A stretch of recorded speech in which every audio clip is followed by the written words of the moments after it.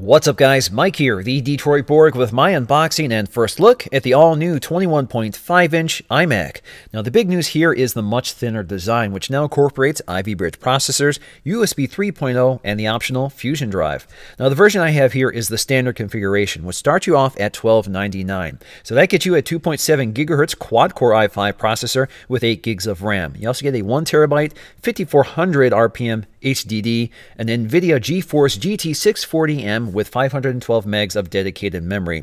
Now for only $200 more, you can bump that up to a 2.9 gigahertz quad-core i5 and a 650M GPU versus the 640M.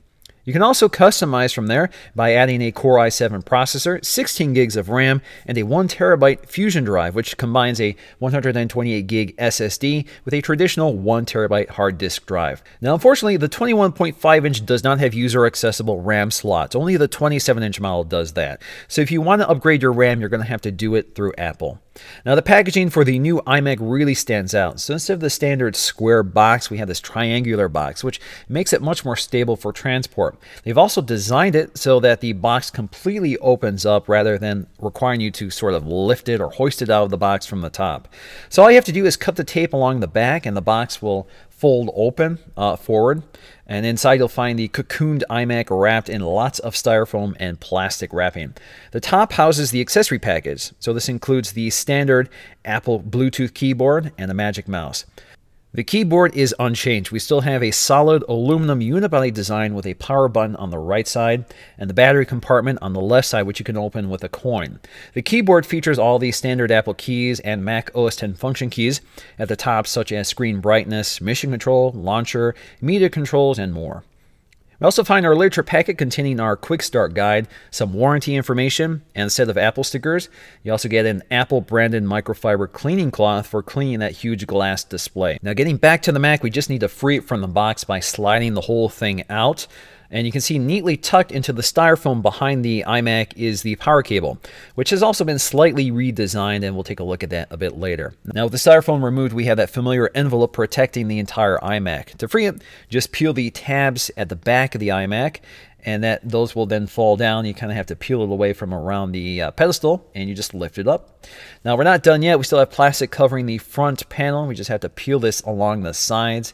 And once we're done with that, we can peel the entire plastic panel away. And also we have another panel or another piece of plastic protecting the pedestal. Now the standout design element is that 5mm thin bezel, which creates the illusion of a razor thin iMac. But as you can see along the back, you can see it sort of bows out, and that of course houses all of the computer components.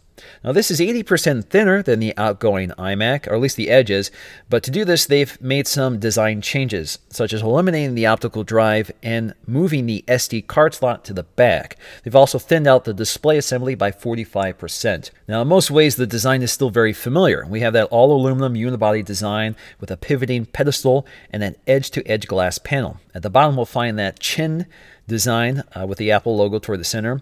And like before, that chin houses the air vents and down-firing speakers. They're stereo speakers, left and right, which as you can see are milled into the edge of the bezel. And it's actually very nice to look at, even though you're probably not going to look at the bottom of the iMac too often.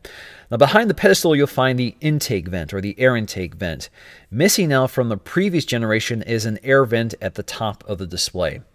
Now at the rear of the display you also find the Apple logo, which once again houses the Wi-Fi antennas so that they can function through the metal body. Now at the top we'll find our set of dual microphones, one at the top edge of the display and one right behind it on the back of the iMac.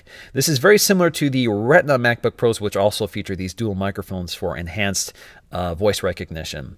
Now on the front of the display we'll find a FaceTime HD camera along with an ambient light sensor and LED indicator.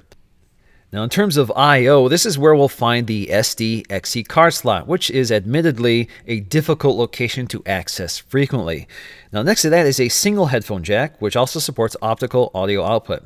Now as you can see, they've eliminated the dedicated auxiliary input, although the headphone jack does support Apple's headphones. So for example, if you have a microphone on your Apple earbuds, it will work through the headphone jack. We also get 4 USB 3.0 ports, which is new to the iMac line, and 2 Thunderbolt ports, as well as an Ethernet jack. On the opposite side, we'll find the power button.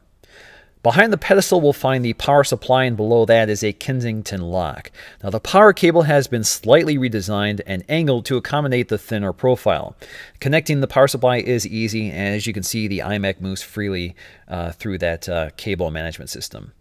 Now, quickly looking at the bottom of the pedestal, we have an anti-skid rubber foot. This is also where you can find the regulatory information, model number, and your serial number. Now, the display resolution is unchanged, so we still have a 1920 by 1080 screen, but the LCD IPS display is now laminated to the glass. This creates less light refraction through the glass and better off-axis viewing. So it kind of looks like everything is sitting right on the glass. There's no barrier between you and the display. They've also applied an anti-reflective coating, which reduces glare by 75%, which doesn't completely eliminate glare, but makes it much more manageable. So although this is not a Retina display, the color and optical quality of the display looks very similar to the Retina MacBook Pros and dramatically improves upon the last generation iMac. So that's going to do for me, guys, in this first look at the new iMac. Definitely a very impressive design with a beautiful display. They've eliminated some features like that, the optical drive. I don't think it's a big deal because I never used it, so I'm thinking a lot of people are no longer using it as well.